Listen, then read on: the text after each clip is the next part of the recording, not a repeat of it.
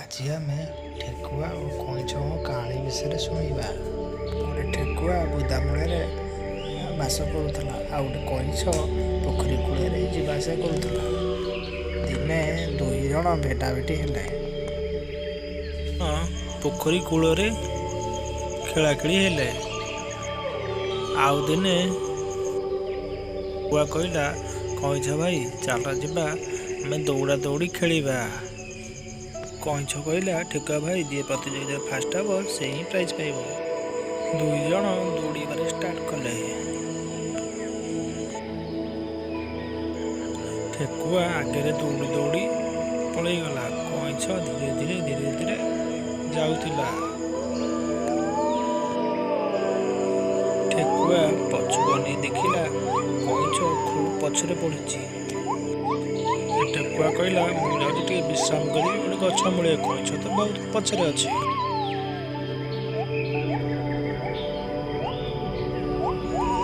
କଇଁଛ ତାର ଧୀରେ ଧୀରେ ଚାଲୁଛି।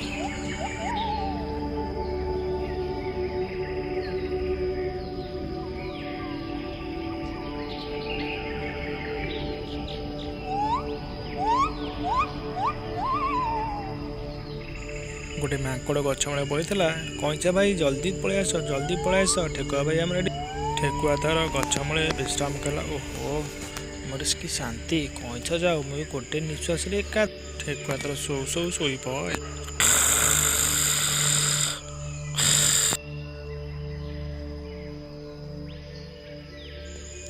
କଇଁଛ ତାର ଧୀରେ ଧୀରେ ଚାଲୁଥାଏ।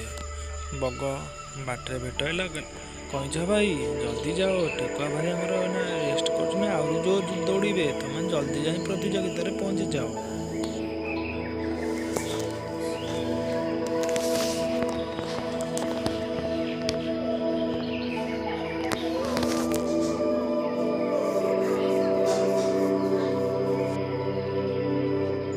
ଠେକୁଆ ଧଡ଼ାପଡ଼ ହେଇ ଦୌଡ଼ିଲା ପଟପଟିଆ। ଠେକୁଆ ଦୌଡ଼ି ଦୌଡ଼ି ଗଲାବେଳୁ କଇଁଛ ଯାଇକି ଆଗତୁରା ପ୍ରତିଯୋଗିତା ପାଖରେ ସେଠି ବସିଛି।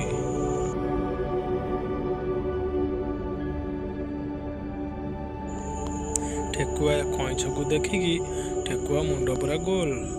ଠେକୁଆ କହିଲା, କାହିଁ ବେକାର ଭଗବାନ, ମୁଁ ଶୋଇଲି, କି ଭୁଲ କଲି। ଠେକୁଆ ବହୁତ ମନ ଦୁଃଖରେ ଯାଇକି ପହଞ୍ଚିଲା। କଇଁଛ ସେତେବେଳୁ ପ୍ରତିଯୋଗିତା ପାଖରେ ପହଞ୍ଚିଗଲା। ମାଙ୍କଡ଼ କହିଲା, ଜଲ୍ଦି ଆସ ଠେକୁଆ ଭାଇ, ଜଲ୍ଦି ଆସ। କଇଁଛ ପହଞ୍ଚିଗଲା। କଇଁଛ ଜିତିଲା, ଠେକୁଆ ହାରିଲା।